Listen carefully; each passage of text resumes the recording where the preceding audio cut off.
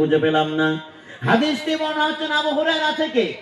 হাদিসটি বর্ণনা করেন আবু হুরায়রা, তিনি বলেন একবার রাসূলুল্লাহ সাল্লাল্লাহু আলাইহি সাল্লামের কাছে আমরা বসেছিলাম, এমত অবস্থায় তিনি আমাদের কাছ থেকে চলে গেলেন, অদূর প্রান্তরে চলে গেলেন, আর তিনি আমাদের কাছে ঘুরে এলেন না। আমরা মনে মনে ভাবলাম হয়তো রাসূলুল্লাহ সাল্লাল্লাহু আলাইহি সাল্লামের বড় বিপদ হয়েছে, এই জন্য আমাদের কাছে তিনি ঘুরে আসছেন না।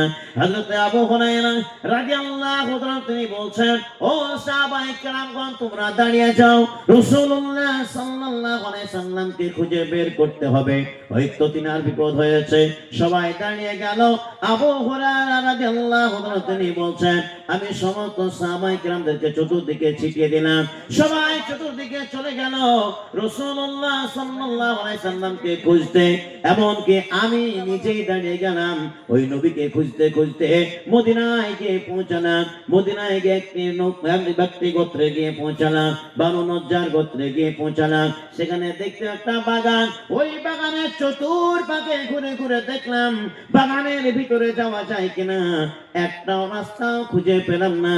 সর্বশেষে একটা ছোট্ট রাস্তা পেলাম, যে রাস্তা দিয়ে মানুষ প্রবেশ করা সম্ভব নয়। তবু আমি আবু হুরায়রা শরীরটাকে শ্রীগালের মতো, বিড়ালের মতো করে কুঞ্চিত অবস্থায় ওই বাগানের ভিতরে প্রবেশ করলাম। বাগানের ভিতরে প্রবেশ করে দেখি জনাবে মুহাম্মদ রাসূলুল্লাহ সাল্লাল্লাহু আলাইহি সাল্লাম তিনি দাঁড়িয়ে রয়েছেন, আল্লাহ জানে তিনি মগ্ন রয়েছেন। আমি পিছনে গিয়ে দাঁড়িয়ে গেলাম। রাসূলুল্লাহ সাল্লাল্লাহু আলাইহি সাল্লাম তিনি বলেন, কে? আবু হুরায়রা নাকি? আমি বললাম, হ্যাঁ রাসূলুল্লাহ সাল্লাল্লাহু আলাইহি সাল্লাম, আমি আবু হুরায়রা। নবীজি বললেন, কেন এসেছো বলো, কি খবর বলো? আবু হুরায়রা বলেন, ইয়া রাসূলুল্লাহ হাবিবাল্লাহ গো, আপনি আমাদের কাছে বসেছিলেন, আলোচনা করছিলেন, এবং আপনি যখন চলে আসলেন প্রত্যাবর্তন করলেন না, আমাদের সকলের মনে ভয় ঢুকে গেল, হয়তো আপনার বড় বিপদ হয়েছে, তাই আপনাকে খোঁজার জন্য সকল সাহাবা ছুটে চলে গেছে, এমনকি আপনাকে খুঁজতে খুঁজতে আপনার পর্যন্ত আমি পৌঁছে গেছি। ইয়া রাসূলুল্লাহ হাবিবাল্লাহ গো, সাহাবাদের মনের ভয় আপনি দূর করে দিন। রাসূলুল্লাহ সাল্লাল্লাহু আলাইহি সাল্লাম করলেন কি, নিজের পায়ের জুতো দুটো তিনি খুলে ফেললেন। পায়ের জুতো দুটো খুলে আবু হুরায়রার হাতে দিয়ে দিলেন। বলে, আবু হুরায়রা যাও, ইযহাব বিনা আলাইয়া হাতাইনি মিন ওয়ারাই হাদাল হাইতি আশহাদু আন লা ইলাহা ইল্লাল্লাহু মুস্তাইকিনান বিহা কলবুহু ফাবাশশিরহু বিল জান্নাহ। এ আবু হুরায়রা যাও, আমার এই পদকদয় পায়ের জুতো দুটো তুমি নিয়ে চলে যাও, আর শুনে রাখো, বাগানের বাইরে যার সঙ্গে মোলাকাত হবে, যার সঙ্গে সাক্ষাৎ হবে, দেখা হবে, তাকে বলবে রাসূলুল্লাহ সাল্লাল্লাহু আলাইহি সাল্লাম তিনি বলেছেন, যে ব্যক্তি অন্তরের সহিত একবার লা ইলাহা ইল্লাল্লাহ পড়বে, ওই বান্দাকে জান্নাতের খুশির সংবাদটাও দান করবে। আবু হুরায়রা বলেন, আমি নবীজির পদকদয় পায়ের জুতো দুটো নিয়ে চলে আসছি, বাগানের বাইরে বেরিয়ে গেলাম, কিন্তু আমার সঙ্গে একজন সাহাবার মোলাকাত হলো। ওই সাহাবার নাম হলো হযরত ওমর ফারুক। হযরত ওমর ফারুক রাদিয়াল্লাহু তাআলা তিনি বলেন, আবু হুরায়রা, তোমার হাতে ওই জুতো কার? জুতো দুটো কার তুমি বলো। আবু হুরায়রা বলে, এটা হচ্ছে মুহাম্মদ রাসূলুল্লাহ সাল্লাল্লাহু আলাইহি সাল্লামের পদকদয়। এবং এর সাথে আবু হুরায়রা বলেন, হে ওমর ফারুক, শুনে রাখেন, আমার নবী বিশ্ব নবী মুহাম্মদ রাসূলুল্লাহ সাল্লাল্লাহু আলাইহি সাল্লাম তিনি বলেছেন, যদি কেউ অন্তরের সহিত একিনের সহিত একবার লা ইলাহা ইল্লাল্লাহ পড়ে, আল্লাহ ছাড়া কেউ নাই, নবী মুহাম্মদ রাসূলুল্লাহ সাল্লাল্লাহু আলাইহি সাল্লাম আল্লাহ রাসূল বান্দা বলে কেউ যদি স্বীকার করে, তার জন্য জান্নাতের খুশির সংবাদ রইল। হে আবু হুরায়রা, হে ওমর ফারুক, আপনিও জান্নাতের খুশির সংবাদটা লোকের কাছে আপনি পৌঁছে দিন। যেমনই এই কথা বলা, কিন্তু ওমর ফারুক রাদিয়াল্লাহু তাআলা তিনি আবু হুরায়রার বুকে একটা থাপ্পড় মেরে দিলেন। ভালো কথা বললেন কি মন্দ কথা বললেন? কি গো, ভালো কথা নয়? যে ব্যক্তি লা ইলাহা ইল্লাল্লাহ পড়বে, সে ব্যক্তি জান্নাতের খুশির সংবাদ পাবে।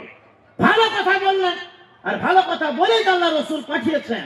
এই কথা বলাতেই ওমর ফারুক রাদিয়াল্লাহু তাআলা রাগান্বিত হয়ে আবু হুরায়রার বুকে একটা থাপ্পড় মেরে দিয়ে মাটিতে ফেলে দিলেন। আবু হুরায়রা কান্না করেন, আর ওমর ফারুক বলে, কে বলেছে যে জীবনের মধ্যে লা ইলাহা ইল্লাল্লাহ পড়লে জান্নাত পাওয়া যাবে? কে বললো? আবু হুরায়রা বলে এটা নবীজি বলেছেন। বলে তাই নাকি, চলো দেখি। আবু হুরায়রা কান্না করে, কান্না করতে করতে আবার মুহাম্মদ রাসূলুল্লাহ সাল্লাল্লাহু আলাইহি ওয়াসাল্লামের দরবারে তিনি পৌঁছে গেলেন। এদিকে পেছনে পেছনে ওমর ফারুক রাদিয়াল্লাহু আনহু তিনিও পৌঁছে গেলেন। আল্লাহ রাসূল জিজ্ঞাসা করলেন, আবু হুরায়রা কি ব্যাপার? আমার কাছ থেকে তুমি যখন চলে গেলে তোমার চোখে কোনো পানি ছিল না, মুখে সর্বদা হাসি ছিল, মুখে সর্বদাই তোমার পুষ্পটিত ছিল, এখন কেন তোমার মোরা কম্বিত হয়েছে? চোখে কেন তোমার কান্না? কেন তোমার এরকম হলো? বলো, কে তোমাকে মেরেছে? আবু হুরায়রা বলেন, ইয়া রাসূলুল্লাহ, হাবিবাল্লাহ গো, আমার কান্নার কারণ হলো হযরত ওমর ফারুক রাদিয়াল্লাহু আনহু তিনি আমাকে মেরেছেন। আপনার এই কথা, আপনার এই মেসেজ এইটা পৌঁছে দেওয়ার জন্য ওমরের কাছ থেকে আমি মার খেয়েছি। জনাবে মুহাম্মদ রাসূলুল্লাহ সাল্লাল্লাহু আলাইহি ওয়াসাল্লাম তিনি বললেন, ওমর ফারুক তুমি কেন মেরেছো বলো, কিসের জন্য মেরেছো বলো? ওমর ফারুক বলেন, খোদার কসম করে বলি ইয়া রাসূলুল্লাহ, হাবিবাল্লাহ গো, আপনি কি এই কথা বলে পাঠিয়েছিলেন যে ব্যক্তি লা ইলাহা ইল্লাল্লাহ পড়বে তাকে জান্নাতের খুশি সংবাদ দেওয়া হবে? রাসূলুল্লাহ সাল্লাল্লাহু আলাইহি ওয়াসাল্লাম তিনি বলেন, আমি এরকম আদেশ দিয়েছিলাম। হযরত ওমর ফারুক বলেন, ইয়া রাসূলুল্লাহ, হাবিবাল্লাহ গো, আমি খোদার কসম করে বলি এরকম আপনি কোন আদেশ করবেন না, কেননা আমার বড় ভয় হয় ওই সমস্ত সর্বসাধারণ অজ্ঞ মানুষের জন্য যারা জীবনের মধ্যে কোনোদিন মসজিদে ঢুকবে না, যারা জীবনের মধ্যে কোনোদিন নামাজ কায়েম করে না, যারা জীবনের মধ্যে কোনোদিন কোরআন তেলাওয়াত করবে না, যারা জীবনের মধ্যে কোনোদিন নামাজ কায়েম করবে না, রোজা রাখবে না, হজ করবে না, যাকাত দিবে না, শুধুমাত্র আপনার একটা কথার প্রতি আমল করবে আর বলবে রাসূলুল্লাহ বলেছেন জীবনের মধ্যে একবার যে কোনো মুহূর্তে লা ইলাহা ইল্লাল্লাহ পড়লে জান্নাত পাওয়া যাবে। এই কারণে তারা নামাজ, রোজা, হজ, যাকাত সব ছেড়ে দেবে, উপরে আমল করবে, কিন্তু অভ্যন্তরিক ভিতরে তারা প্রবেশ করার চেষ্টা করবে না। ইয়া রাসূলুল্লাহ, হাবিবাল্লাহ গো, ওই সমস্ত মানুষদেরকে এই কথা আদেশ না দিয়ে আপনি বলুন জান্নাতের চাবিকাঠি হলো লা ইলাহা ইল্লাল্লাহ, কিন্তু ওই জান্নাতের চাবি, জান্নাতের তালা খুলতে হলে লা ইলাহা ইল্লাল্লাহর সঙ্গে তোমাকে আরো কয়েকটা দাঁত যুক্ত করতে হবে। যেমন পৃথিবীতে আমরা যখন তালা খুলি, একটা চাবি আমরা যখন দেখতে পাই, ওই চাবির মধ্যে কয়েকটি দাঁত থাকে, দাঁতবিহীন কোনোদিন চাবি হয় না। এই মুসলমান, আল্লাহ রাসূল সাল্লাল্লাহু আলাইহি সাল্লামকে হযরত ওমর রাদিয়াল্লাহু আনহু তিনি বলছেন, রাসূল হাবিবাল্লাহ গো, ওই চাবির মধ্যে আপনি দাঁত যুক্ত করতে বলুন। অর্থাৎ যারা, যে সমস্ত মুসলমান যারা বলে আমরা জান্নাতে যাব, অবশ্যই তারা জান্নাতে যাবে, তবে কয়েকটি কাজ তাদেরকে করতে হবে। প্রকৃতপক্ষে মুসলমান যদি হতে চায়, মুসলমান যদি নাম রাখতে চায়, তাহলে তুকিমাস সালাতা ওয়া তুতিয়া যাকাতা ওয়া তাসুমা রমজানা ওয়া তাহুজ্জাল বাইতা ইন ইসতাতা'তা ইলাইহি সাবিলা। আল্লাহ রাসূল সাল্লাল্লাহু আলাইহি সাল্লাম বললেন, যে সমস্ত মানুষেরা মুখে একবার বলেছো লা ইলাহা ইল্লাল্লাহ, এইটাই বললে যথেষ্ট নয়, এর সঙ্গে এর পাওয়ারটা বজায় রাখার জন্য, এই কালিমাটাকে, তার শক্তিকে বজায় রাখার জন্য, জান্নাতের চাবি, জান্নাতের তালা খোলার জন্য এই চাবির সঙ্গে তোমাকে একটা দাঁত যুক্ত করতে হবে। ওই দাঁতের নাম হলো তুকিমাস সালাতা, নামাজ কায়েম করতে হবে। ওয়া তুতিয়া যাকাতা, এবং যাকাত প্রদান করতে হবে। এই মুসলমান, তারা জানা গেল নামাজ ছাড়া কোনোদিন জান্নাতের তালা খুলতে পারে না, খুলতে পারে না। আজকে আমরা নামাজ থেকে দূরে, অথচ আল্লাহ রাসূল সাল্লাল্লাহু আলাইহি ওয়াসাল্লাম কত কষ্ট করে নামাজ নিয়ে আসলেন। আজকে রাত্রিটা গুজরে গেল, গত রাত্রিটা ছিল শবে মেরাজের রাত্রি, মনে আছে আপনাদের? মনে নাই? শবে মেরাজের রাত্রি গুজরে গেল, অনেক মুসলমান আমল করেছেন, অনেক মুসলমানের খেয়াল পর্যন্ত নাই কি চলে গেল। অনেক মুসলমান জানুয়ারি মনে করে, কিন্তু সেই মুসলমানের মুহররম মনে থাকে না। ওই মুসলমান জানুয়ারি মনে করে 1 জানুয়ারি পালন করে, অথচ সেই মুসলমানদের একটা মাস আছে 12টি মাসের মধ্যে সম্মানিত মাস, যার নাম হলো প্রথম মাস মুহররমুল হারাম। ওই মুহররম মাসের নাম মুসলমানদের মনে থাকে না, 5 জনের মনে থাকে। আজকে মুসলমান সবে মেরাজের রাত্রি গুজরে গেল, মনে নাই এই মেরাজের রাত্রিতে আমাদের নবী বিশ্ব নবী মুহাম্মদ রাসূলুল্লাহ সাল্লাল্লাহু আলাইহি সাল্লাম কত কষ্ট করে নামাজটুকু আনলেন।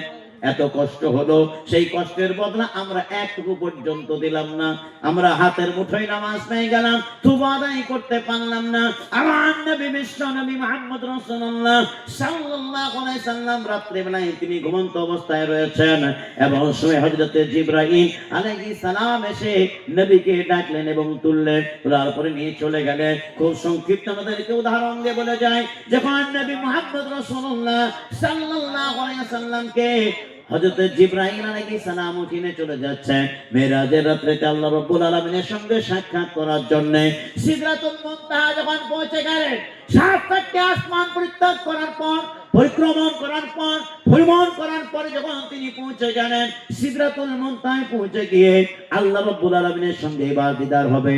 আল্লাহ রাব্বুল আলামিন জিজ্ঞাসা করলেন, নবী গো, আপনি যে আমার কাছে এসেছেন, কি এসেছেন আপনি বলুন। আপনি আমার কাছে এসেছেন কি উপঢৌকন নিয়ে এসেছেন বলুন। আল্লাহ রাসূল সাল্লাল্লাহু আলাইহি সাল্লাম বললেন, ওগো আল্লাহ রাব্বুল আলামিন, তোমার দরবারে এসেছি, কিছু নিয়ে আসতে পারিনি, শুধুমাত্র একটুকু উপঢৌকন নিয়ে এসেছি, একটুকু উপমা নিয়ে এসেছি। সেটা কি? আল্লাহ রাসূল সাল্লাল্লাহু আলাইহি সাল্লাম বললেন, আত-তাহিয়াতু লিল্লাহি ওয়াস-সালাওয়াতু ওয়াত-তাইয়্যিবাত। ওগো আল্লাহ রাব্বুল আলামিন, আমার দৈহিক মৌলিক আর্থিক যত ধরনের ইবাদত আছে, যত ধরনের প্রশংসা আছে, সমস্ত প্রশংসা একমাত্র তোমার। এই প্রশংসা শুধুমাত্র এনেছি, তাছাড়া কিছু আনতে পারি নাই। তোমার সমস্ত প্রশংসা ছাড়া কিছু আনতে পারে নাই।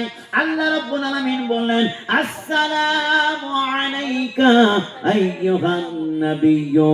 ওগো নবী, আপনার প্রতি আল্লাহ রাব্বুল আলামিনের রহমতে বরকত নাযিল হোক। এই কথা যখন আল্লাহ রাব্বুল আলামিন বললেন, নবীজি বললেন না, ওগো আল্লাহ রাব্বুল আলামিন, এই নবীজি এই উম্মতের কথা মানলেন, নবীজি এই সমস্ত উম্মতের কথা তিনি সেই সময় আয়াত করলেন যে উম্মতরা গুনাহগারে পরিণত হয়ে গেছে।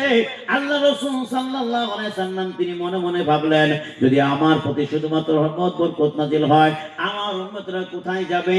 এই উম্মতের কথা মনে করে আল্লাহ রাসূল সাল্লাল্লাহু আলাইহি সাল্লাম তিনি বলছেন, আসসালামু আলাইনা ওয়া আলা ইবাদিল্লাহিস সালিহিন। ও আল্লাহ রাব্বুল আলামিন, না, শুধুমাত্র আমার প্রতি রহমত ও বরকত নাযিল করলে চলবে না। আমার যারা উম্মত রয়েছে, তোমার যারা সলেহ বান্দা রয়েছে, মুত্তাকি পরহেজগার বান্দা বান্দি রয়েছে, তাদের প্রতি রহমত এবং সালাম বরকত নাযিল করতে হবে। আল্লাহ রাব্বুল আলামিন মেনে নিলেন।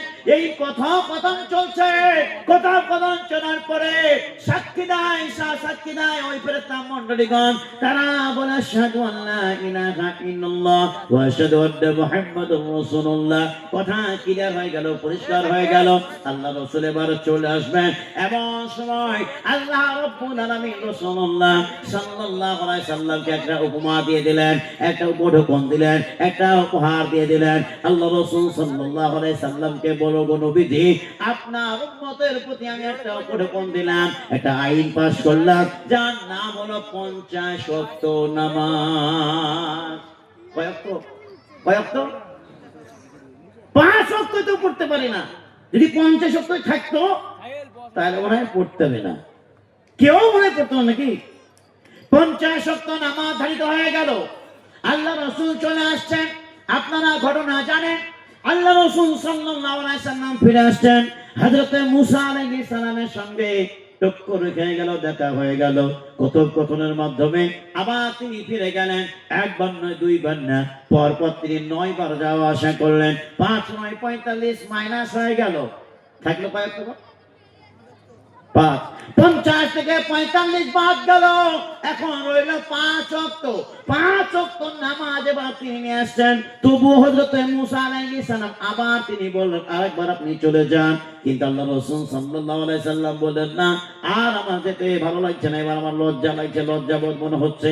একবার না দুইবার না, আল্লাহ রাব্বুল আলামিনের কাছে বারবার দরখাস্ত করার পর 5 করে 45 ওয়াক্ত মাইনাস হয়েছে, আর আমার যাওয়া চলবে না, এবার লজ্জাবোধ মনে হচ্ছে। আল্লাহ রাসূল সাল্লাল্লাহু আলাইহি সাল্লাম এই উম্মতের জন্য 5 ওয়াক্ত নামাজ মাত্র নিয়ে এলেন। আল্লাহ রাসূল সাল্লাল্লাহু আলাইহি সাল্লাম তিনি বলে দিলেন, ও আমার উম্মতের দল, কেউ যদি 5 ওয়াক্ত নামাজ নাই করো, ওই 50 ওয়াক্ত নামাজের নেকি তোমাদের আমলনামার খাতায় লিপিবদ্ধ করা হবে। জোরে বলো সুবহানাল্লাহ। আজ আমরা নামাজ থেকে দূরে। আল্লাহ রাসূল সাল্লাল্লাহু আলাইহি সাল্লাম তিনি বলছেন, লা ইলাহা ইল্লাল্লাহ পড়েছো, মুসলমান হয়েছো। মুসলমান নরনারী কান খাড়া করে পরিষ্কার করে শুনতে হবে। শুধুমাত্র লা ইলাহা ইল্লাল্লাহর প্রতি ভরসা করে করলে চলবে না। কেননা আমরা লা ইলাহা ইল্লাল্লাহকে কবে কতল করে দিয়েছি ঠিক নাই। এমন কিছু মুসলমান আছে, এক লা ইলাহা ইল্লাল্লাহ, এক আল্লাহর প্রতি ভরসা করার পরে অনেক মুসলমান আছে রে ভাই, যারা নাকি অন্য জায়গায় সেজদায় পতিত হয়ে যায়, মাথা নত করে দেয়। অথচ সেই মুসলমান সবকিছু না জানলেও একটা সূরা সবাই জানে, যার নাম হলো সূরা ফাতিহা, যাকে আমরা আলহামদুলিল্লাহি রাব্বিল আলামিন বলি, সূরা আলহামদু বলি। এই সূরা আলহামদু বা সূরা ফাতিহার মধ্যে আল্লাহ রাব্বুল আলামিন বলেন, ইয়াকা না'বুদু ওয়া ইয়াকা নাস্তাঈন। যার অর্থ আমরা হয়তো অর্থ বুঝি না, আমরা মানেও বুঝি না, কিন্তু আমরা প্রতিদিন পড়ি। খাস করে যারা নামাজ পড়ি তারা জানি, যারা নামাজ নাও পড়ি তারাও জানি। এই সূরাটা প্রত্যেক মুসলমান ইয়াদ আছে, ছোট থেকে নিয়ে বড় পর্যন্ত সবাই জানে। ইয়াকা না'বুদু ওয়া ইয়াকা নাস্তাঈন, যার অর্থ হলো আল্লাহ তাআলা, আমরা যদি ইবাদত করি তোমারই করি, যদি সাহায্য কামনা করি প্রার্থনা করি, একমাত্র তোমার কাছে সাহায্য না প্রার্থনা চাই। তবে মুসলমান কেন এই কথা বলার পরে মসজিদে ইমাম সাহেবের পেছনে দাঁড়িয়ে দাঁড়িয়ে একাই নামাজ পড়াকালীন কিংবা অন্য সময়ে কোরআন তেলাওয়াতকালীন এই সূরা এই আয়াত জানার পরেও কিছু মুসলমান কেন আল্লাহকে বাদ দিয়ে ওই জায়গায় মাথা নত করলো? জানতে হবে ইয়াকা না'বুদু ওয়া ইয়াকা নাস্তাঈন, লা ইলাহা ইল্লাল্লাহর মর্যাদা হারিয়ে ফেলেছে। তাই শুধুমাত্র লা ইলাহা ইল্লাল্লাহর প্রতি ভরসা করলে হবে না। আপনাকে লা ইলাহা ইল্লাল্লাহকে ক্ষমতা, তার শক্তিকে বজায় রাখতে হলে, তার পাওয়ারকে বজায় রাখতে হলে, সেই মতো চলতে হলে আপনাকে নামাজটাকে তার সঙ্গে জড়িত করতে হবে, রোজাটাকে জড়িত করতে হবে, যাকাতটাকে জড়িত করতে হবে। সম্ভব থাকলে হজে আপনাকে যেতে হবে, তবে আপনার প্রকৃতপক্ষে মুসলমান বলে মানা হবে। এরই নাম মুসলমান। যে সমস্ত মুসলমানরা কালেমা পড়েছে, নামাজ কায়েম করেছে, মুসলমান হয়ে গেছে, এই পবিত্র কালেমার উপমা যারা পেয়েছো, যারা পড়েছো, আল্লাহ রাব্বুল আলামিন কোরআনে কারিমে বলছেন, দেখো রে বান্দা, এই পবিত্র কালামের পবিত্র কালেমার আমি এমন উপমা দিয়েছি, এমন একটা গাছের উপমা দিয়ে দিয়েছি। কোরআনে কারিমে আল্লাহ তাআলা বলেন, আলাম তারা কাইফা দারাবাল্লাহু মাসালান কালিমাতান তাইয়্যিবাতান কাশাজারাতিন তাইয়্যিবা। এই দিনের মুখের মুসলমান, এই লা ইলাহা ইল্লাল্লাহর উপমা এমন একটা গাছের সাথে দিয়েছেন, যেই গাছের শিকড় থাকবে মাটির নিচে, আর যারা শাখা প্রশাখা থাকবে আসমান পর্যন্ত বিস্তার লাভ করবে। এত বড় গাছ কেউ জীবনে এখনো পর্যন্ত দেখে নাই। যারা জান্নাতি হবে, যারা কালিমা পড়েছে তারা জান্নাতে যাবে। জান্নাতে এত বড় গাছ আপনি যখন পাবেন, ওই গাছের ছায়া আপনি কি করবেন, কি পাবেন, আর কি আপনাকে দেবে গাছটা? আল্লাহ রাব্বুল আলামিন বলেন, তুতি উকুলাহা কুল্লাহিন বিইذনি রাব্বিহা। যে সমস্ত মুসলমান জান্নাতি হবে তারা গাছের ছায়ায় বসে ওই গাছের কাছে এমন এমন ফল পাবে। আল্লাহ রাব্বুল আলামিন বলবেন, জান্নাতি ব্যক্তিদেরকে ফল দান করো। আল্লাহ অনুমতিতে সর্বদাই নিত্য নতুন ফল ওই জান্নাতি মানুষের কাছে পৌঁছে যাবে। সুবহানাল্লাহ। সুবহানাল্লাহ, ভয় লাগছে নাকি? সুবহানাল্লাহ। মানে আমরা ইন্ডিয়ার লোক, খাস করে পশ্চিম বাংলার লোক। আমি এই ওয়াজ করতে করতে বহু জায়গায় গিয়েছি, বাংলা, বিহার, আপনার ওই মুম্বাই, বাংলাদেশ, এই 4 জায়গায় প্রায় ঘুরেছি আমি। তো বাংলাদেশে কয়েকবার গিয়েছি, প্রায় 8 থেকে 10 বার, তারও বেশি হবে। তো সেখানে দেখলাম যে আমাদের থেকে একটু উল্টো। কেমন?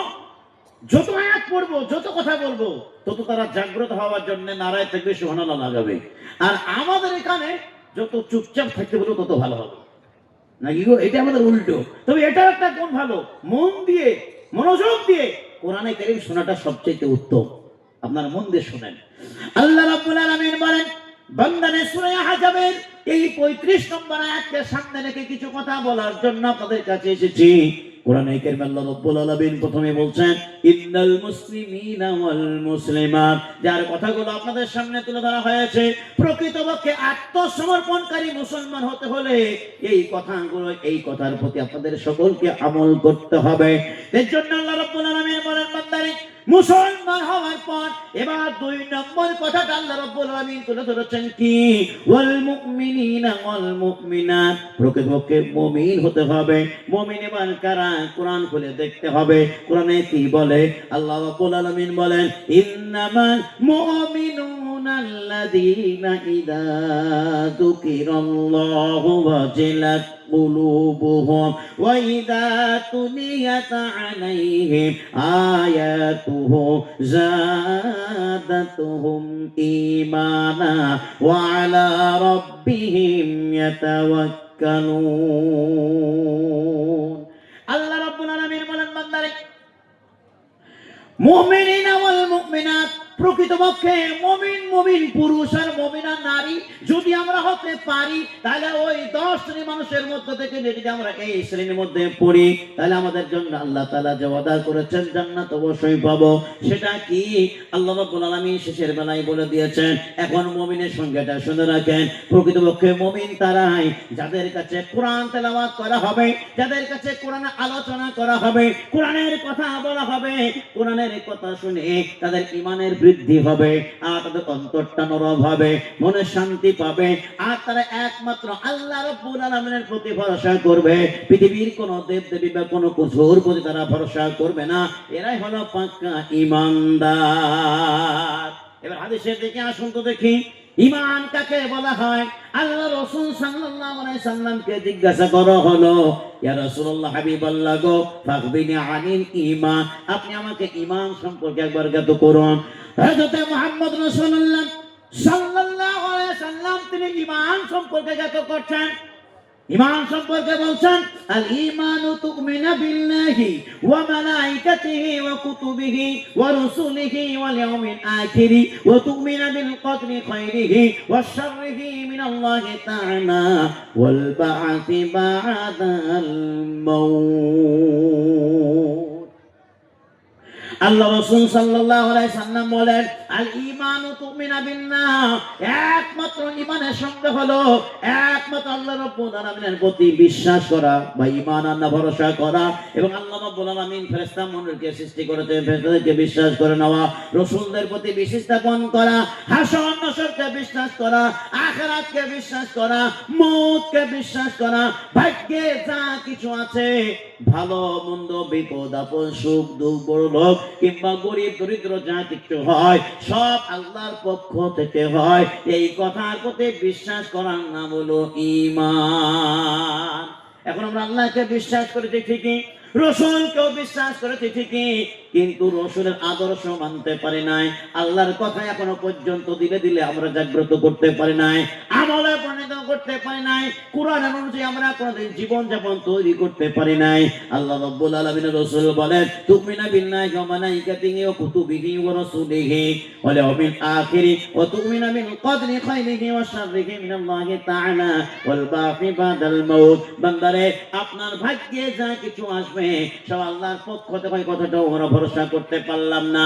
যদি ভরসাই করতাম, ভাগ্যে আমাদের যা আছে এই কথায় যদি আমরা ভরসা থাকতো, তাহলে এই মুসলমানদের ভিতরে এমন কিছু মানুষ আছে যারা নিজের ভাগ্যটাকে পরিবর্তন করতে চান লটারির মাধ্যম দিয়ে, টিকিটের মাধ্যম দিয়ে, তারা জুয়ার মাধ্যম দিয়ে, অথচ এই জিনিসগুলো কোরআনে কারিমে আল্লাহ তাআলা বলে দিয়েছেন, ও মুসলমান তোমরা যে ঈমানদার, তোমাদের জন্য এই জিনিসটা হালাল নয়। কোরআন খুলে দেখো কোরআনে কি বলে।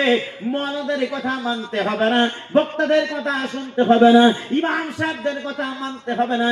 কোরআন খুলে দেখো, কোরআনে কারিমে আল্লাহ রাব্বুল আলামিন বলে, মুসলমান রে, চারটি জিনিস তোমার জন্য আমি হারাম করে দিয়েছি। কয়টা বলো, কয়টা? চারটে। কথা বলতে হবে। চারটি জিনিস তোমার জন্য হারাম করে দিয়েছি। এবার শুনে রাখেন কোরআন। কোরআনে কারিমে আল্লাহ রাব্বুল আলামিন জানান, ইন্নামাল খামরু ওয়াল মাইসিরু ওয়াল আজলামু ওয়াল আনসাবু রিজসুম মিন আমালি শাইতান। আল্লাহ রাব্বুল আলামিন বলেন, এক নম্বর জিনিস হলো মদ খাওয়া তোমাদের জন্য হারাম করে দিলাম।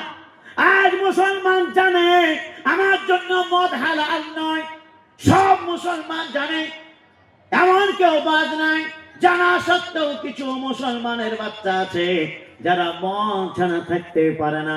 আর সেই সমস্ত মুসলমানদের প্রতি আফসোস হয়, বাড়িতে কোরআন রেখেছ, মসজিদ তোমার সামনে আছে, ইমাম সাহেব তোমার সামনে ঘোরাঘুরি করে, চাঁদা পর্যন্ত দাও, পালি পর্যন্ত দাও, গ্রামের আইন পর্যন্ত মানো, মিলাদ মাহফিল করো, জলসা জুলুসে শুনতে চাও, ওয়াজ নসিহত শোনো, জুম্মার দিনে বক্তব্য শোনো, অথচ ওই একটা আমল থেকে তুমি ঘুরে আসতে পারলে না।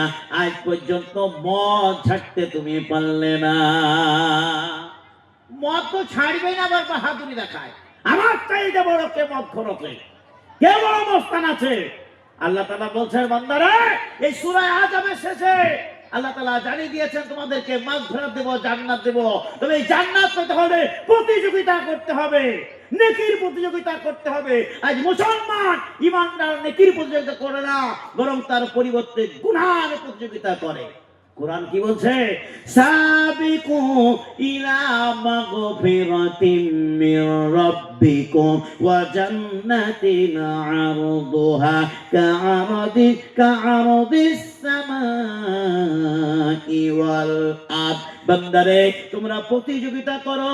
আল্লাহর রহমত, আল্লাহর মাগফিরাত, আল্লাহর ক্ষমা যদি পেতে চাও, আল্লাহর জান্নাত যদি পেতে চাও, আল্লাহর কাছে ভালো যদি হতে চাও, তাহলে নেকির প্রতিযোগিতা করো।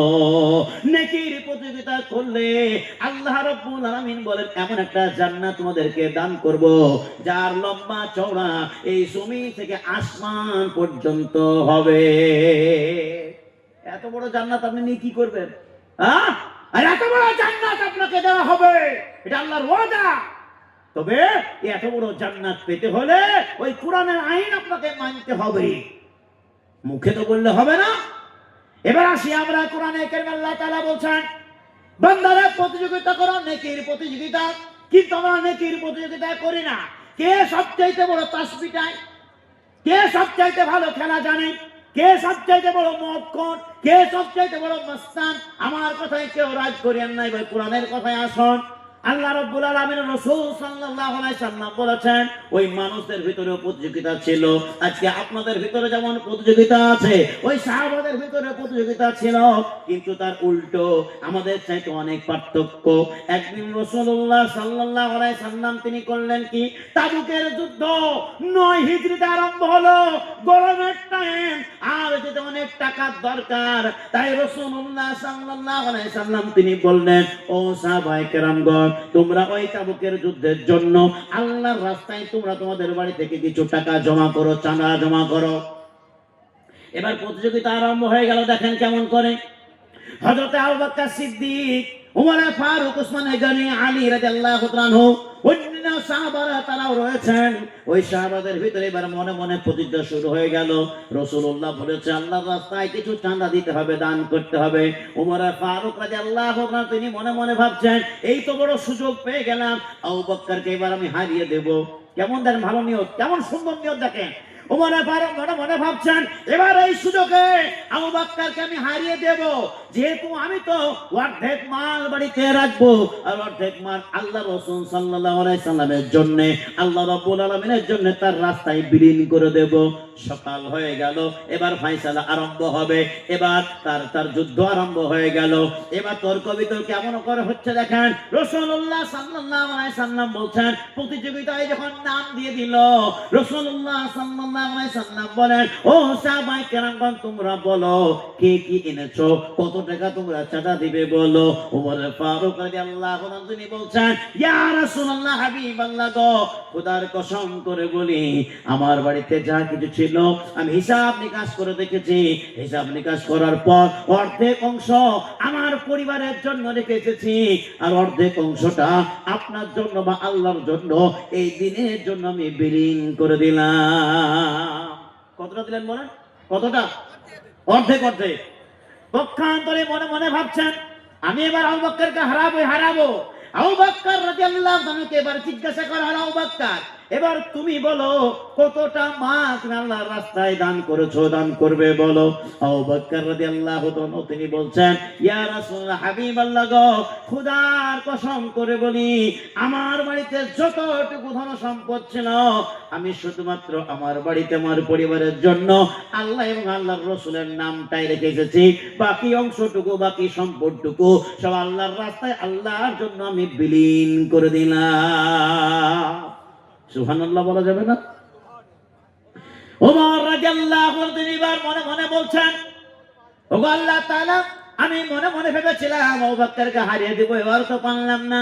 তাই তিনি বলছেন, আমিরুল মুমিনিন, খলিফাতুল মুসলিমিন আবু বকর সিদ্দিক, আমি ভেবেছিলাম আপনাকে এবার হারিয়ে দেব, এই প্রতিযোগিতায় আমি জিতে যাব, কিন্তু পারলাম না। জানি আপনাকে কখনোই পারা যাবে না। তবে একটা কথা মনে রাখেন, একটা আবদার আমার রাখেন।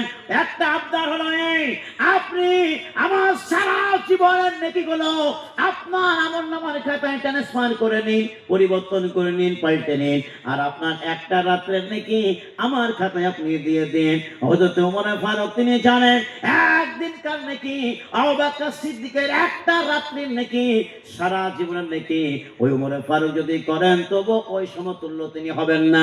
এটা তিনি নিজেই বলেছেন। কারণ সেই দিন বললেন, আবু বকর সিদ্দিক, আপনি যেই রাত্রিতে বিশ্ব নবী মুহাম্মদ রাসূলুল্লাহ সাল্লাল্লাহু আলাইহি সাল্লামকে যেই দিন ওই বেঈমানের দলেরা, কাফেরের দলেরা, মুশরিকের দলেরা, কুরাইশ বংশের হাশেম গোত্ররা, মক্কার মানুষেরা মক্কা থেকে তাড়িয়ে দিল, হিজরত কালে যেই দিন আমার নবীর সঙ্গে আপনি ছিলেন, আর গারে হিরাতে, গারে সরে আপনি যেই দিন লুকিয়েছিলেন, গারে সরে যেদিন আপনি লুকিয়েছিলেন, সেই সময় নবীজি আপনার উদরে, আপনার এই উরুতে মাথা রেখে যখন ঘুমিয়েছিলেন, যেই রাত্রিতে আপনি যতটা নেকি হাসিল করেছেন, ওই এক রাত্রির নেকি আমার আমলনামার খাতায় যদি আপনি ট্রান্সফার করে দেন, আর আমার সারা জীবনের নেকি যদি আমি এক পাল্লায় রাখি, তবু আপনার সমতুল্য জীবনেও হতে পারবো না। একটা মাত্র রাত্রের নেকি। দুনিয়ার লোকের মুসলমান মনে রাখেন, তবু ওই সাহাবাদের ভিতরে নেকির প্রতিযোগিতা ছিল, দানের প্রতিযোগিতা ছিল, আমলের প্রতিযোগিতা ছিল। কেউ তাহাজ্জুদ আদায় করলে, কেউ সারা রাত্রি ধরে নামাজ কায়েম করত, কেউ রাসূলুল্লাহ সাল্লাল্লাহু আলাইহি সাল্লামের সঙ্গে থেকে থেকে জীবন হারিয়ে দিল। ওহে মুসলমান, আমরা সেই সমস্ত নেকির প্রতিযোগিতা করি না। একটা মুসলমান একজন ঠনঠনে এই শীত রাত্রিতে গরম কেথা বাদ দিয়ে যখন ঠান্ডা পানিতে উজু করে নামাজ আদায় করে ফজরের নামাজ পড়তে আসে মসজিদে, ওই লোকটাকে দেখে ওই আরেকটি লোক, ভিন্ন লোক, সে মনে করে না, হারে ওই লোকটা শীতের রাত্রিতে কষ্ট করে 2 রাকাত মাত্র নামাজ আদায় করতে যাচ্ছে, আমি কেন মুসলমান হয়ে পারবো না? একটা বৃদ্ধ লোক হয়ে যদি এই ঠনঠনে রাত্রে যদি ফজর নামাজ পড়তে যেতে পারে, আমি 40 বছরকার মানুষ, আমি 30 বছরকার মানুষ, আমি 25 বছরকার যুবক, আমি 20 বছরকার যুবক, কেন আমি ওই বৃদ্ধের মতো আমি কেন নামাজ পড়তে পারবো না?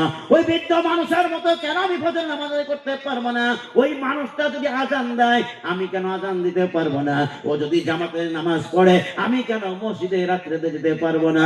এই মনোভাব কোন মুসলমান করলো না। শুধুমাত্র মুসলমান নাম মাত্রই কাটিয়ে দিল, নেকির প্রতিযোগিতায় কেউ নাম রাখলো না।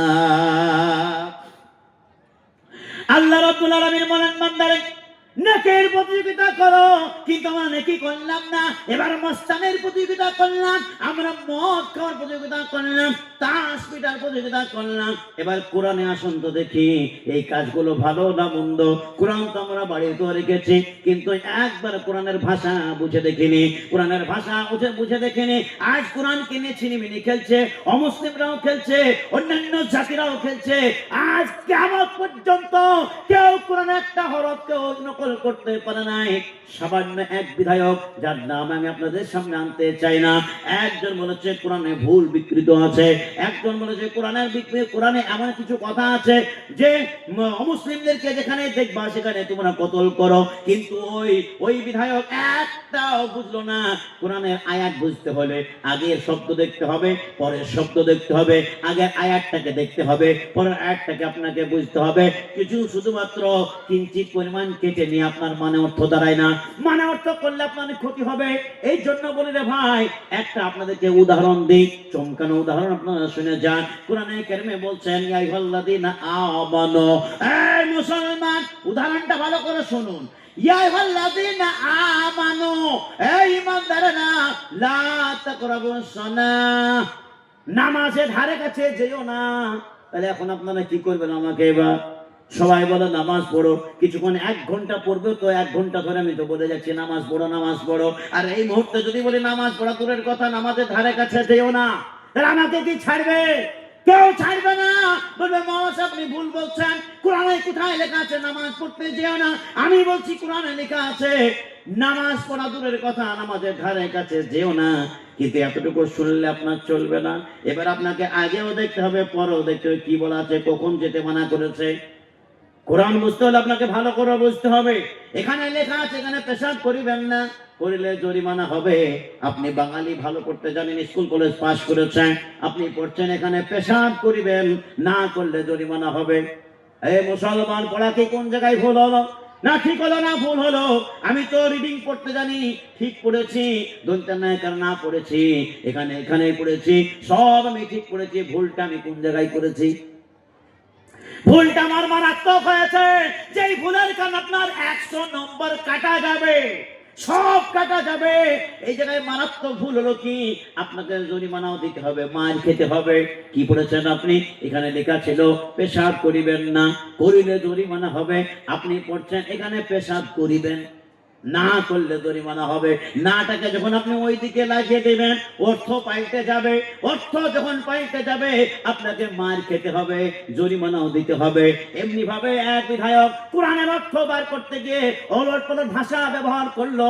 কোরআন কিনে তারা বলল মিথ্যা রচনা করা আছে।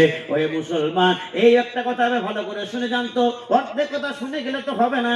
আমি বলে পালিয়ে যাবো, কাল থেকে বলবে নামাজ পড়তে নিষেধ করেছে। না না না, কেউ যদি ঘুম থেকে উঠে এখন জাগ্রত হয় আর বলে যে ঘুম থেকে উঠে বলছে আরে নামাজ পড়তে মানা করেছে, আগেরটাও শুনবে না, পরেরটাও শুনবে না। আপনারা ভুল করেন না, পরেরটাও শুনে যান, নাহলে সকালবেলায় পস্তাবেন। আল্লাহ রাব্বুল আলামিন বলেন লা তাকরাবুস সালাত, নামাজের ধারে কাছে যেও না, ওয়া আনতুম সুকারা, যখন তুমি নেশা অবস্থায় থাকবে, যখন তুমি মদ খেয়ে আসবে, যখন তুমি গাঁজা টেনে আসবে, যখন তুমি মাতলামো করবে, নাপাক থাকবে, তুমি নামাজের ধারে কাছে পর্যন্ত যেও না। ওরে মুসলমান, এতটাই অর্থ আপনাকে বুঝতে হবে। অর্ধেক বুঝলে হবে না। তাই সেই বিধায়কটাও অর্ধেক বুঝেছে, বলে কোরআনের ভিতরে ভুল আছে। আজ আপনাকে চ্যালেঞ্জ করে যায়, আপনাকে আমি কোরআন থেকে চ্যালেঞ্জ করে যাই, আপনার থেকে অনেক বড় বড় বিজ্ঞ যারা পণ্ডিত ছিল, তারাই কোরআনের ভুল ধরতে গিয়ে ইমানদার হয়ে গেছে, ইসলাম ধর্ম কবুল করে নিয়েছে।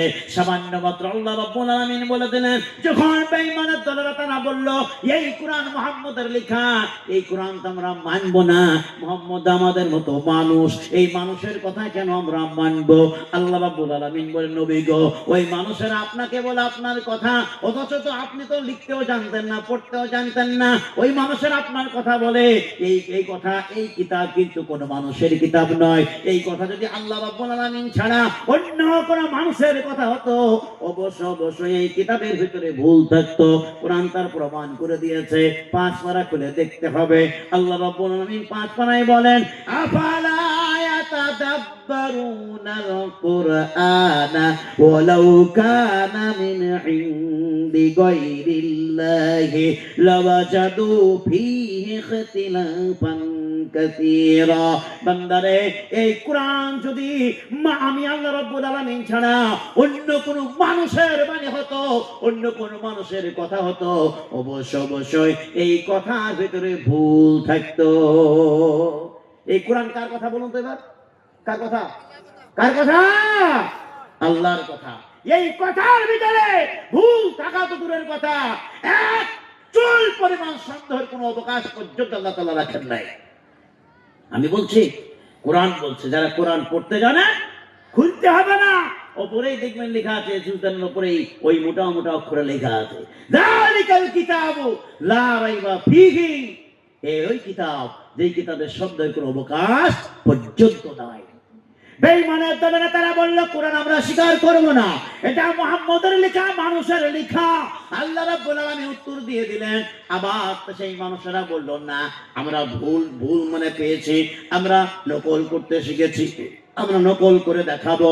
আল্লাহ রাব্বুল আলামিন বলেন ঠিক আছে, নকল করে দেখাও। কোরআনে কেন আল্লাহ রাব্বুল আলামিন চ্যালেঞ্জ ছুড়ে দিলেন, ওই সমস্ত মানুষদেরকে চ্যালেঞ্জ করলেন, ওয়া কুনতুম ফি রাইবিম মিম্মা নাযালনা আলা আবদিনা ফাতু বিসূরাতিন মিন মিথলিহি ওয়াদউ শুহাদাআকুম মিন দুনিল্লাহ ইন কুনতুম সাদিকিন।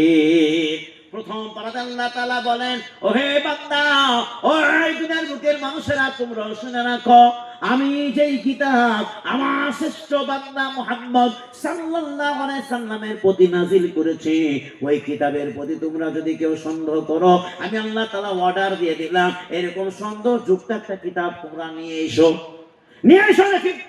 যদি তোমরা সত্যবাদী হও, যদি তোমরা নিজে না পারো, কালকে সঙ্গ করে নাও, শক্তি যদি থাকে নকল করে দেখাও। তারা চেষ্টা করলো কিন্তু নকল করতে পারলো না। আল্লাহ রাব্বুল আলামিন বললেন, ফাইল্লাম তাফআলু ওয়া লাম তাফআলু ফাত্তাকুন নারাল্লাতী ওয়াকুদুহান নাস ওয়াল হিজারা উইদ্দাত লিল কাফিরিন। সারা জীবন চেষ্টা করলেও কখনোই তোমরা একটা অক্ষরকে ওলটপালট করতে পারবে না, নকল করতে পারবে না। সেই সমস্ত বেঈমানরা নকল করার চেষ্টা করেছিল, ভুল করার চেষ্টা করেছিল, মাটির সাথে মিশানোর চেষ্টা করেছিল, কিন্তু কোরআন মাটির সঙ্গে মিশে নাই। আল্লাহ রাব্বুল আলামিন বলে, ইন্না নাহনু নাযালনা যিকরা ওয়া ইন্না লাহু লাহাফিজুন। দুনিয়ার বুকের মুসলমান, দুনিয়ার বুকের মানুষেরা, তোমরা পরিষ্কার করে শোনো, এই কিতাবটা আমি আল্লাহ রাব্বুল আলামিন নাযিল করেছি। এই কিতাবের কথাবার্তা আমার, যেহেতু আমি দায়িত্ব নিয়েছি, এই কিতাবের হেফাজত করা আমি নিজে। আল্লাহ তাকে বাঁচিয়ে রাখবে, তাকে পৃথিবীর কেউ ধ্বংস করতে পারবে না। এই কোরআন পবিত্র কালাম। এই কোরআন নিয়ে যারা গবেষণা করলো তারাই ফাঁদে পড়ে গেল, ইমানদার হয়ে গেল। কখন? যখন আল্লাহ রাব্বুল আলামিন ছোট্ট একটা আয়াত দিলেন, বলে একটা কিতাব তোমাদেরকে নকল করতে হবে না। প্রথমে বললেন কিতাব, পারলো না, বলে ঠিক আছে 114টা সূরা আছে। কয়টা? কোরআনে কয়টা সূরা? কারা কারা জানেন বলুন তো? 114টা সূরা। মনে রাখেননি? আজকে বলবো না অন্যদিন বলবো। 114 সূরার ভিতরে একটা সূরা আছে সূরা কাউসার। ইন্না আ'তাইনা কাল কাউসার আছে না? সবাই জানি আমরা। এই সূরা কাউসারে ইন্না আ'তাইনা কাল কাউসার ছোট্ট একটা লাইন, ওয়াকফ যারা পড়তে জানেন, যদি বলে আতা গাছে তা বাকি ডালিম গাছে বউ, এটা সবার মনে আছে। পড়তে জানলেও মনে আছে, না জানলেও মনে আছে, কথা বলা শেখা মাত্রই মনে আছে, কোনদিন স্কুল যায়নি তাও মনে আছে, মুখস্থ হয়ে গেছে। এই ছোট্ট একটা লাইন আল্লাহ তাআলা দিয়ে দিলেন, বলে দেখো 10টা সূরা দিয়েছিলাম পারোনি, কোরআন দিয়েছিলাম পারোনি, একটা আয়াত দিলাম ইন্না আ'তাইনা কাল কাউসার, এর পরের লাইনটা মিলিয়ে দাও, দাও কি হবে দেখি। সব পণ্ডিতরা অবাক হয়ে গেল, লাইসা হাদা কালামুল বাশার, না এই কালাম কোন মানুষের নয়। যদি মানুষের হতো তাহলে আমরা ঠিক মিলে দিতাম। আমরা এত বড় বড় পণ্ডিত থাকতে কেউ না কেউ ইন্না আতাইনা কাল কাউসারের পরে আর একটা লাইন কি হবে, অবশ্যই মিলিয়ে দিতাম। আটা গাছ তো আমাকে ডানের কাছে এর পরেরটা মিলিয়ে দিতাম, কিন্তু পারল না তারা। যখন পারল না, তারা নিজেরাই স্বীকার করলো এই কালাম, এই কথা একমাত্র সেই রবের, যেই রবের কথা, সেই রবকে আমরা স্বীকার করে না, সবাই ঈমানদার হয়ে গেল। যারা এই কোরআন কিনে ছিনিমিনি খেলেছে, তাদেরকে আল্লাহ তাআলা এই কোরআনের ধাঁচায় ফেলে ঈমানদার বানিয়ে দিয়েছে। আমি তার জন্য দোয়া করি, এই কোরআন নিয়ে যারা ছিনিমিনি খেলবে, তাদেরকে যেন আল্লাহ তাআলা কোরআনের ভাষা এনে ঈমানদার বানিয়ে দেয়। তাদেরকে গালি দেওয়ার কোনো আমাদের অধিকার নাই, তাদের প্রতি কোনো কুকথা বলা আমাদের অধিকার নাই। তারা বলছে বলুক, তাদের দেবতাকে তাদেরকে গালি দেওয়ার আমাদের কোনো অধিকার নাই। দেবেন না, গালি বন্ধ করবেন না, দোয়া করবেন। আল্লাহ রাসূল দোয়া করেছেন, তাইফের ময়দানে গিয়ে দোয়া করেছেন। তাইফের ময়দানে আল্লাহ রাসূল গেলেন, তাইফবাসীর কাছে বললেন, ও তাইফবাসীরা, আমাকে আল্লাহ তার নবী করে প্রেরণ করেছে, তোমরা তাইফের লোক, তোমরা আমাকে নবী বলে স্বীকার করে নাও। তাইফের লোকগুলা বললো, কে, তোমার বাবার নাম কি? বলে আব্দুল্লাহ। ও আব্দুল্লাহর বেটা, ও আব্দুল্লাহর বেটা, তোমাকে নবী বলে মানবো? নবী আবার কি জিনিস? নবী তো আমরা কোনদিন চোখে দেখিনি, নবী তো আমরা কি জানিও না নবী সম্পর্কে, তোমাকে নবী বলে স্বীকার করবো? তুমি তো আব্দুল্লাহর বেটা। ইহানত করতে লাগলো, ইতস্তত ভোট। তাকে এবার কি করলো, অপদস্থ করতে লাগলো, বলে মার। তাইফের লোকেরা ঢিল পাথর ছুড়লো, ঢিল পাথর ছুড়ে নবীকে ক্ষত বিক্ষত করে দিল। তবুও নবীজি পড়ে যান, ক্ষত বিক্ষত অবস্থায় পড়ে যান। বেঈমানের দলের একটা দিলে রহম হয় না, অন্তর কাঁপে না, আবার খাড়া করে দেয় দুই হাত ধরে। যেমন আমরা সরিষার ভুঁয়ে বা বীজের ভুঁয়ে, যখন আমরা বীজের ভুঁয়ে কি করি, আমরা একটা মানুষ তৈরি করি, খড়ের মানুষ, খড়ের মানুষ তৈরি করে মাথায় একটা ভাঙা হাড়িও লাগিয়ে দিই। আর যে জামাটা আমরা নামাজ পড়তে যাই না, ছেড়ে একটা পাঞ্জাবি, ওই পাঞ্জাবিতে পরিয়ে দিই। মনে মনে ভাবি এই বীজের হয়ে সরিষার আর পাখি মাখি কিছু বসবে না। এটা একটা ধরনের শিরক, এটা একটা ধরনের শিরক, মনে রাখবেন, এটা করা চলবে না। তো এইভাবে নবীকে খাড়া করে দিয়েছে, মরা মানুষের মতো দাঁড়িয়ে আছেন, তবুও বেঈমানের দল পাথর ছুঁড়ে ছুঁড়ে নবীকে ক্ষত বিক্ষত করে দিয়েছে। সেই সময় একজন সাহাবা যায়েদ বিন আরকাম, তিনি বলছেন, ইয়া রাসূলুল হাবিবাল্লাহ গো, আপনি এই তায়েফবাসীদের এত অত্যাচার সহ্য করছেন? আপনি তো মাসুম নবী, বিশ্ব নবী, আপনি আল্লাহ রাব্বুল আলামিনের দরবারে একবার ফরিয়াদ করে দিন, ও আল্লাহ তাআলা, এই তায়েফবাসীরা আমার প্রতি যে অত্যাচার করেছে এদেরকে সাজা দিয়ে দাও। দেখো, একবার বললে এই তায়েফবাসী ধ্বংস হয়ে যাবে। রাসূলুল্লাহ বললেন, না, আমি তাইফবাসীর জন্য বদ্ধ করতে পারবো না। কেন? আল্লাহ তাআলা তো আমাকে বদ্ধর জন্য প্রেরণ করে না। আল্লাহ তাআলা বলেছেন, ওমা আরসালনাকা ইল্লা রাহমাতাল লিল আলামিন, নবী গো, আপনাকে আমি দুনিয়ার বুকে রহমত স্বরূপ প্রেরণ করেছি, কারোর প্রতি বদ্ধ, একার প্রতি কুমন্ত্রণা করার জন্য আপনাকে প্রেরণ করি নাই। আল্লাহ রাসূল তাদের জন্য বদদুয়ার বদলে তিনি দোয়া করেন, আল্লাহ তাআলা, এই তায়েফবাসীরা আমাকে না জেনে না বুঝে আমার প্রতি যে অত্যাচার করেছে, একে তুমি মাফ করে দাও, ক্ষমা করে দাও। জানে না, এরা আমাকে চিনে না, না জেনে না বুঝে আমার প্রতি অনেক অত্যাচার করেছে, কিন্তু এদেরকে তুমি ক্ষমা করে দাও। আর এই জায়গায় তুমি হেদায়েতের একটা রাস্তা তৈরি করে দাও, তো এরা হেদায়েত পায়। এই দোয়া তিনি করে গেলেন। সেই বেঈমানের দলরা ক্ষত বিক্ষত করে দিয়েছেন আমার নবীকে, কত ব্যথা বেদনা নিয়ে আল্লাহ রাসূল সেখানে গিয়েছিলেন। আজ আমরা কারোর জন্য বদ্ধ করতে পারবো না, তাদের জন্য দোয়া করবেন। তাই কবি কি বলছেন, হাজারো ব্যথা বেদনার পরে ফিরে আসনি তুমি আপন ঘরে, দিনের আলো তুমি ছড়িয়ে দিতে চলে গেলে মদিনায় মক্কা ছেড়ে, হে রাসূল তোমাকে ভুলি আমি কেমন করে, হে রাসূল তোমাকে ভুলি আমি কেমন করে, হাজারো ব্যথা বেদনার পরে ফিরে আসনি তুমি আপন ঘরে, দিনের আলো তুমি ছড়িয়ে দিতে চলে গেলে মদিনায় মক্কা ছেড়ে হে রাসূল।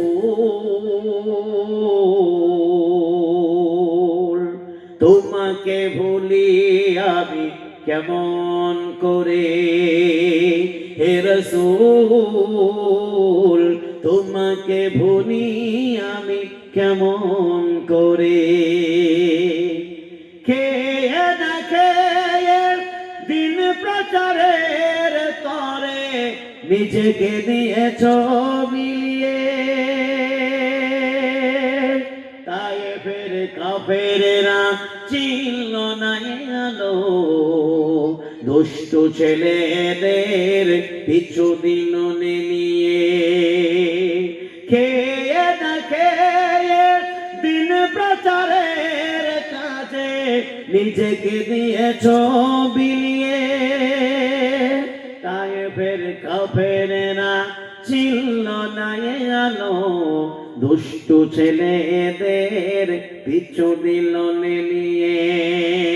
পাথরের আঘাতে ক্ষত বিক্ষত হয়ে সারা শরীর থেকে রক্ত ঝরে হে রাসূল, তোমাকে ভুলি আমি কেমন করে হে রাসূল, তোমাকে ভুলি আমি কেমন করে। হীরা দোহাই তোমারই ধান, আসমান থেকে নামে আল কোরআন,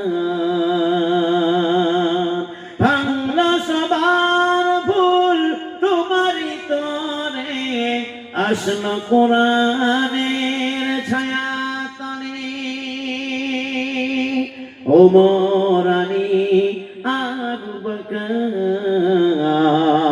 ইসলামী ঝান্ডা নিল যে তুলে, আলামিন তুমি ছিলে যে সদাই সকল মানুষের তরে হে রাসূল, তোমাকে ভুলি আমি কেমন করে।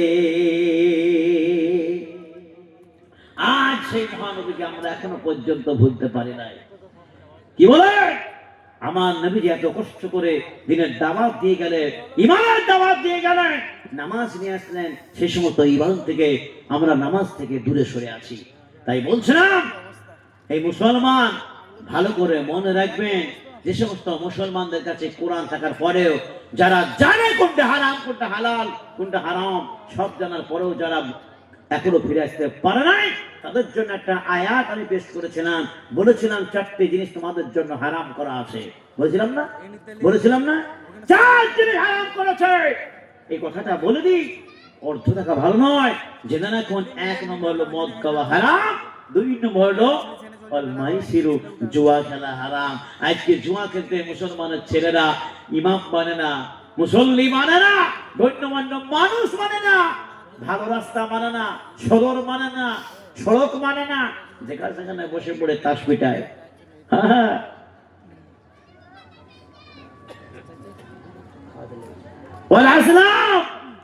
এবং যেটা সবচেয়ে গুরুত্বপূর্ণ লটারি খেলা বা ভাগ্য, এটা নিয়ে আমি প্রথমে বলেছিলাম ইমানের সংজ্ঞা বা ইমানের কথা, যার মধ্যে আছে আপনার ভাগ্যে যা কিছু আছে সব আল্লাহর পক্ষ থেকে হয়, এটাকে বিশ্বাস করতে হবে। লটারি খেলা যাবে না, মূর্তি পূজা করা যাবে না। আজ মুসলমান মূর্তি পূজা করে না, কেউ করে না, তাহলে আল্লাহ তাআলা কোরআনে দিল কেন? কেন দিল? জানতে হবে কিছু মুসলমান একে ভালোবাসে, অন্তর অন্তরে পছন্দ করে। আর এর চাইতে আর একটা উদাহরণ আপনাদেরকে দিই, কিছু মুসলমানের ছেলেরা আছে যারা 1 জানুয়ারি পালন করে, করে না? যারা ডেক বাজিয়ে ডিজে বাজিয়ে ওই ট্র্যাক্টরে গিয়ে ট্র্যাক্টরে মানে ট্রাক্টরে উপরে উঠে নিয়ে সারা মাটি কাঁপাতে কাঁপাতে যায় আর ফার্স্ট জানুয়ারি পালন করতে করতে যায়। তাদেরকে বলবো, ও যুবকের দল, একবার কি কোরআন খুলে দেখেছো? একবার কি হাদিস খুলে দেখেছো? কোরআন খুলে দেখতে হবে না, হাদিস খুলে দেখতে হবে না, কিন্তু তোমার হাতে একটা যন্ত্র আছে, একটা মেশিন আছে, এই অ্যান্ড্রয়েড মোবাইলটা খুলে দেখো তো দেখি। বলো, মোবাইলে গিয়ে ওই গুগলে গিয়ে জিজ্ঞাসা করো, জানুয়ারি যে তোমরা পালন করছো, ওই জানুয়ারি মাসের উৎপত্তিটা কোথায়? বলো। কোরআন দেখতে হবে না, হাদিস খুলতে হবে না, আপনাকে গুগলে বলে দেবে। মোবাইল ব্যবহার করছেন, ব্যবহার করুন, গুগলে যান, লিখুন বা বলুন যে জানুয়ারি মাসের উৎপত্তি কোথায়, কেমন করে হলো, দেখেন, দেখবেন লিখে দেবে যে রোম দেশে একজন বাদশা ছিল, যার নাম জানুস, তার নামে মূর্তি তৈরি করা হয়েছিল। আর একটা ছবি আসবে দেখায় মোবাইলে, দুটো চেহারার ছবি, পেছন দিকে একটা, সামনে দিকে একটা চেহারা, এই দুই চেহারার মানুষ মূর্তি তৈরি করা হয়েছিল। এই থেকে জানুস দেবতা থেকে, জানুস থেকে জানুয়ারি মাসের উৎপত্তি ঘটে। আরো কাহিনী আছে, আপনার গুগল ইতিহাসটা পড়ে নেন। আমি বলতে চাই, সেই মানুষেরা, রোমান দেশের মানুষেরা, রোম দেশের মাতারা করতো কি, ফার্স্ট জানুয়ারি যখন আসতো, 31 যখন হতো, 31শে ডিসেম্বর যখন হতো, তারা পেছনের চেহারার দিকে, দেবতার চেহারার দিকে এসে দাঁড়িয়ে যেত, সম্মান জানাতো। আবার ওই রাত্রি গুজানোর পরে রাত 12টার সময় আবার এসে তো জানুয়ারি নতুন বছর পড়ে যেত, সকালবেলায় এসে ওই মূর্তির সামনের দিকে এসে দাঁড়াতো। কারা করবে? তাদেরকে বাধা নাই, তারা করুক, যারা করছে তারা করুক, কিন্তু মুসলমান তোমার করা যাবে না। তুমি যে ঈমানদার, কোরআনে তোমার জন্য নিষেধ করা আছে।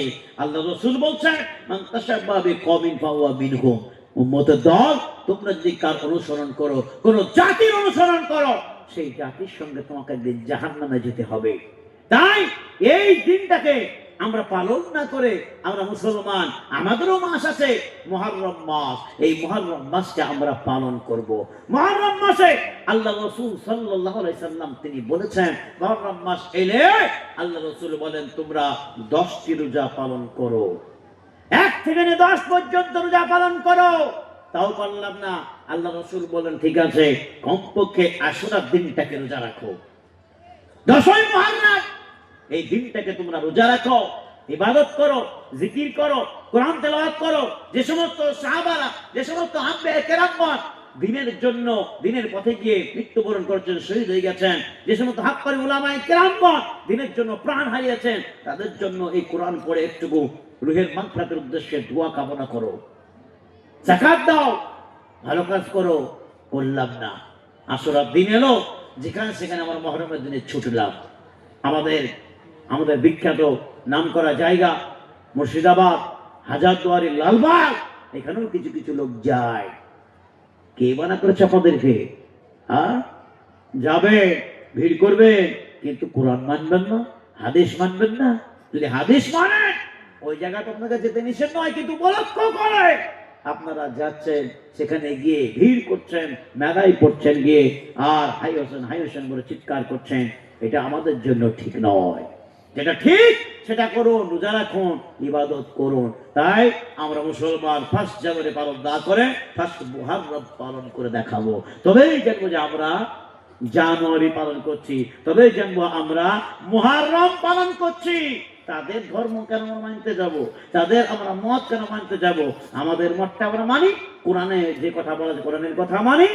অথচ ভাই, আজকে আপনাদের সামনে বহু দূর থেকে এসেছি, আর মাত্র সময় 3 থেকে 5 মিনিট, এই 5 মিনিট সময় দোয়া খাইর করতে হবে।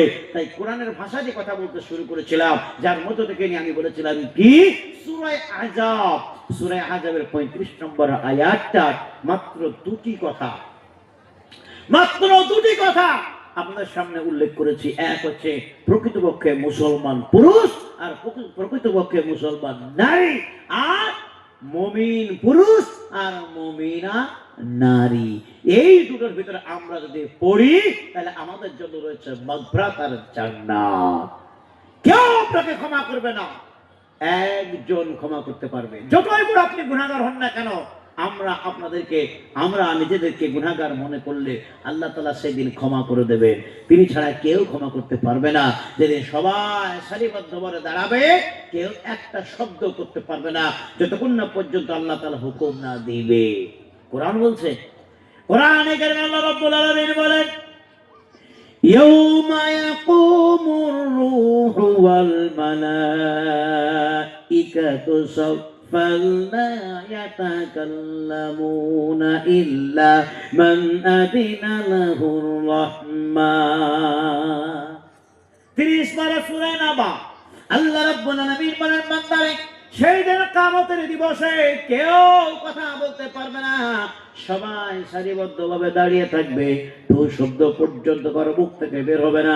সেই দিন সেই কথা বলবে যাকে রহমান অনুমতি দেবে।